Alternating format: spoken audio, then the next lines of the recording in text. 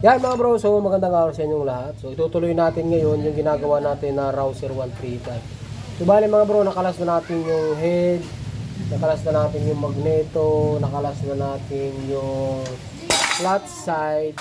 So ang isusunod natin mga bro is yung ating pinakamakina na mismo, kung saan nandun yung magnet, ay yung sigunyal at saka yung transmission. So ayun mga bro, para mas maikli lang yung video natin, yung mga bago pa lang dito sa atin channel, huwag niyo pong kalimutan mag-subscribe para po lagi kayong updated tuwing mag-upload po tayo ng mga panibagong video.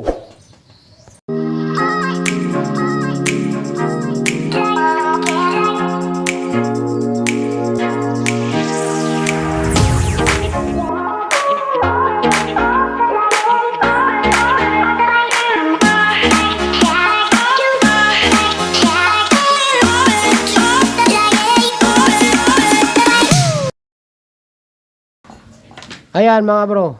So siya nga pala, dun ulit sa mga hindi nakapanood ng video kung paano natin kinalas yung head, yung block, yung magneto, yung clutch side, yung mga tangke, yung fairings. Panoorin nyo po yung mga naunang video natin. Meron tayong mga part 1, part 2, part 3, part 4. Pang part 5 na natin to mga bro. So dito mga bro, sa pagbababa nito, so kailangan nyo lang tanggalin to. Ayan, yung bolt na yan. Tapos yung apat na yan na bolt dito sa may engine support. Hey bro, kalas na ba yan? Yan, tanggalin nyo lang yan mga bro. Sa unang video pala, naluwagan na natin yan. Tanggalin nyo po lahat yan. Tapos, ito, meron lang dalawa dito. Ito. Yan. Isa nga pala mga bro, dito po, mahihirapan kayo.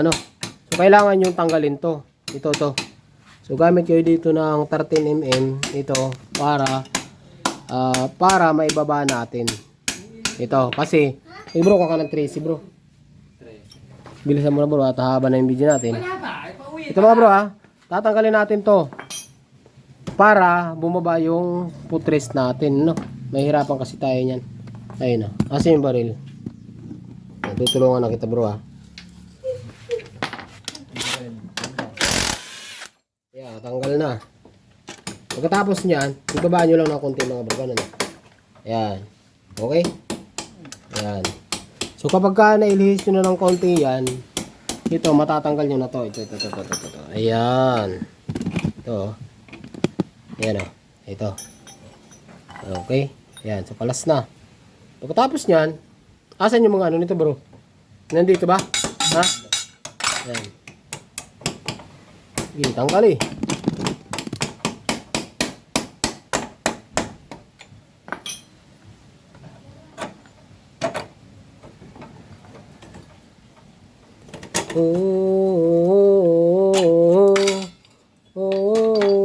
Bakit ba wala na naman bro? Siguro, ayan, kunin mo yan. Mawawala na naman. Dito muna. Yan. Yan, kalas na yan bro. Pagkatapos niyan, di ba ito mga bro, wala na yung nandito sa unahan, wala na yung sa baba. Itong isang piraso na lang yan. Hawakan mo makina bro Hawakan mo. Taas mo muna konti. Ayan. Sige, dyan muna sa'yo. Magana lang naman yan bro. Ito pala. Ay, akala ko hindi pala. Ayan, tanggal natin. Diretso si junk shop mo na. Ayan. Ito bro, dito mo. Yan mga bro. Saan dyan natin? Dyan na? O doon na? Dito na. Bro, langis yan. Itawag mo muna doon bro. Yan. Okay. Hindi, itawag mo muna doon. Hawakan mo, maganda lang naman yan. Hindi, tanggalin mo yung laman. Yan. Okay. Tanggalin natin mga bro yung langis. Kasi meron pang matitira yan Yan. Bigat bro. Maganda lang yan bro. Tanggalin natin yung laman mga bro Ay daw. Pasaway naman yung aso natin. Hindi pa napasok. Aso, uy, kulit. Nasaan ka ngayon? Hoy! Kulit pa nila. Sige bro, kunti pa yan. Yan. Doon sa... Ulitin ko mga bro, sa mga hindi pa po nakapanood ng tutorial natin sa part 1, part 2, part 3, part 4. Sa messenger. Balikan nyo na lang po yung video natin. Tuloy-tuloy naman yung upload natin dito. Yung dalawa, yung Okay na bro, wala na? Meron pa. Sige, kunti pa yan. File sa dalawa. Bro? Wala na. Sige, dito natin. Para sa mas maliwanag. Yan, kuha lang kayo mga bro ng patungan. Sige bro, tawag mo na. Hindi ganyan, paano? Yan. Yan. Okay na. Yan. Kuha ka na ang gamit. Picture. Hindi yan bro, pangit naman yun sa'yo na yan. Hindi mo makakaano yan. Yan mga bro, so babaakin na natin to ngayon. So dito, tanggalin mo muna to. Yan, sa magbaba ka ng 3.5, tanggalin nyo muna to. Dito bro.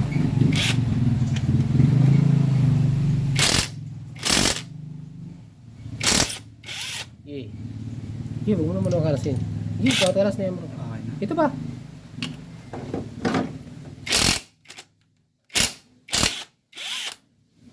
Okay na, alas na. Ang tanggalin mo na ngayon.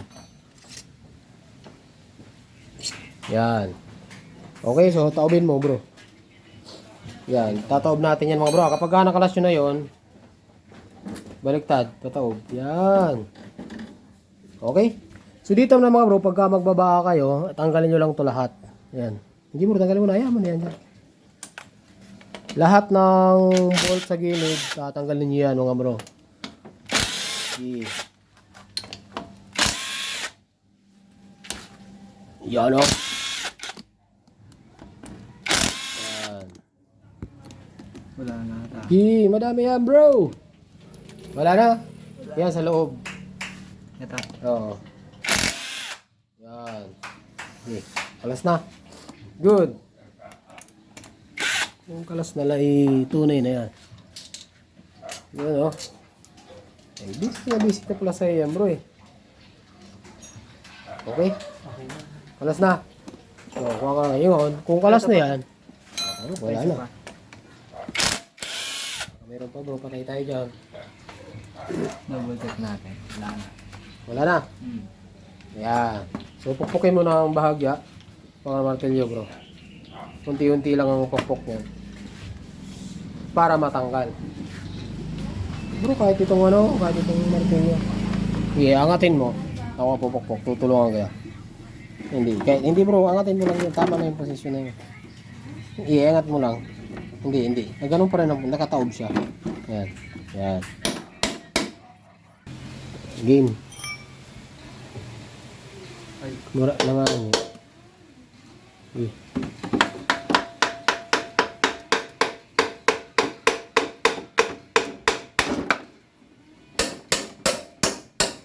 Ano?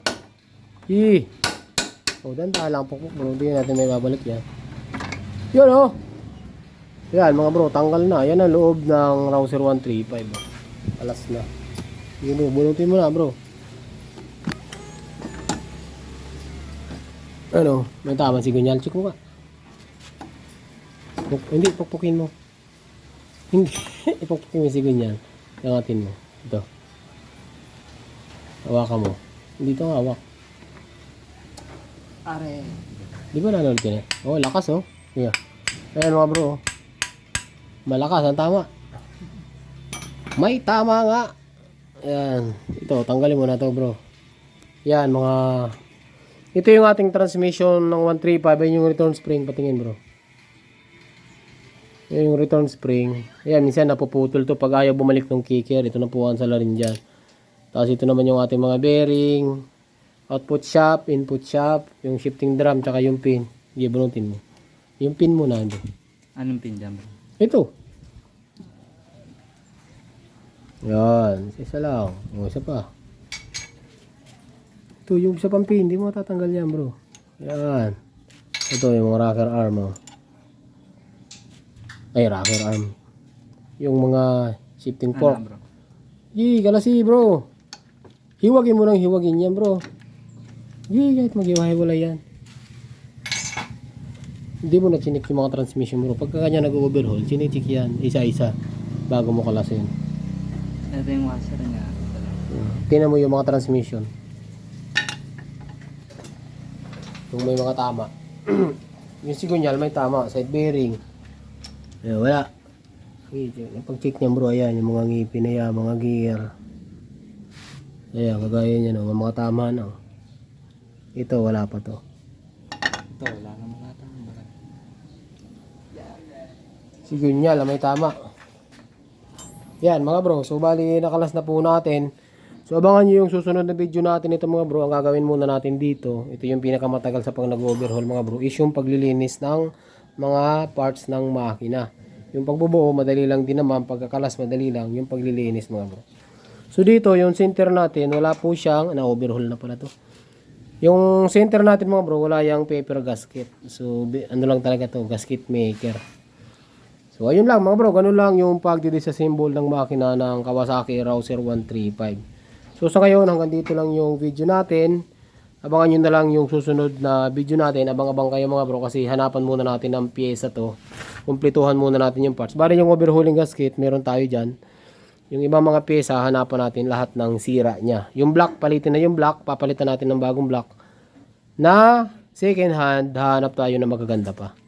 So sa ngayon, hanggang dito lang po yung video natin. Magandang araw sa inyong lahat. Drive safe.